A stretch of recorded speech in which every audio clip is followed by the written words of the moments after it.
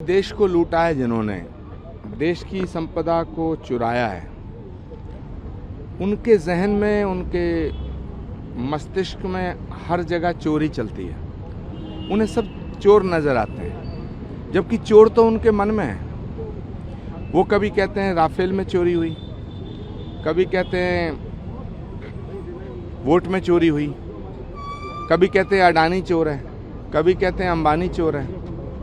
उन्हें हर जगह चोर ही चोर नजर आते हैं। सच बात यह है कि उनके मन में चोर है। इस देश की संपदा को जिस तरह लूटा गया है, उसकी याद आ रही है राहुल गांधी जी को। इलेक्शन कमीशन चोर, सुप्रीम कोर्ट चोर, संसद चोर, सब जगह चोर ही चोर नजर आते हैं। तो पहले वो अपना मन ठीक करें। दूसरा विषय ये है कि राहुल गांधी जी एक ऐसे व्यक्ति हैं जो इस देश में अराजकता लाना चाहते हैं। वो चाहते हैं कि जो नेपाल में हालात पैदा हुए, जो बांग्लादेश में हालात पैदा हुए, वो हालात भारत में पैदा हों।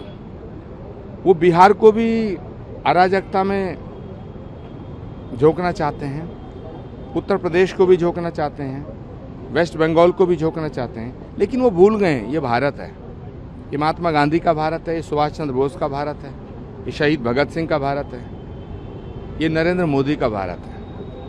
और नरेंद्र मोदी के हाथों में ये देश सुरक्षित है। राहुल गांधी जी की नीयत में खोट है, राहुल गांधी जी की नीयत में चोरी है। राहुल गांधी जी की पूरी सोच उस चोरी और डकैती से घिरी है। एक कहानी पहले मैंने सुनी थी, अली बाबा और 40 चोर। ये जो महागठबंधन है, ये राहुल बाबा और 40 चोरों का गठबंधन है। एक और विपक्षी पार्टी है देश में, टीएमसी।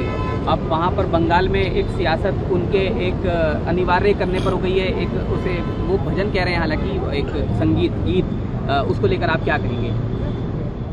देखिए, ममता बनर्जी बंगाल को बांग्लादेश बनाना चाहते हैं।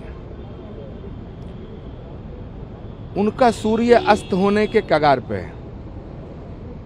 जैसे सूर्य निकलता है, एक दौर था जब ममता बनर्जी का सूर्य उदय हो रहा था और वामपंथियों का सूर्य अस्त हो रहा था।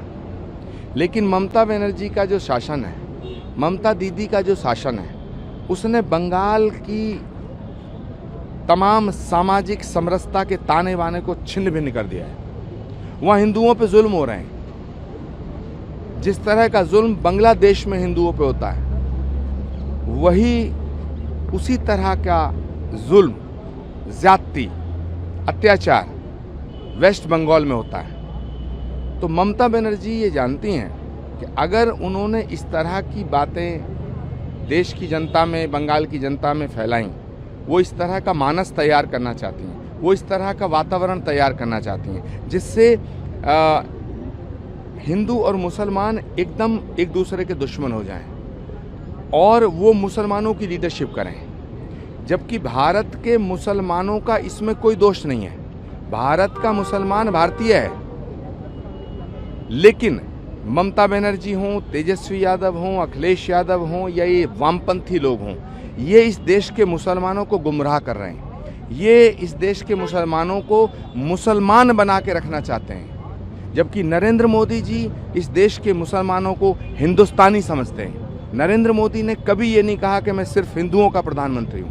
नरेंद्र मोदी कहते हैं मैं 140 करोड़ लोगों की आवाज़ हूँ। तो जब वो कहते हैं 140 करोड़ लोगों की आवाज़ हूँ, तो इस देश के मुसलमानों की आवाज़ भी वो हैं। इस देश के मुसलमानों से मैं अपील करना चाहता हूँ, तमाम मुस्लिम बहन भाइयों से अपील करना चाहता हूँ, एक बार नरेंद्र मोदी का साथ दें और इन तमाम गुमराह करने वाले, देश को तोड़ने वाले नेताओं से अपना पल्ला झाड़ लें। वीके न्यूज़, राष्ट्र के नाम।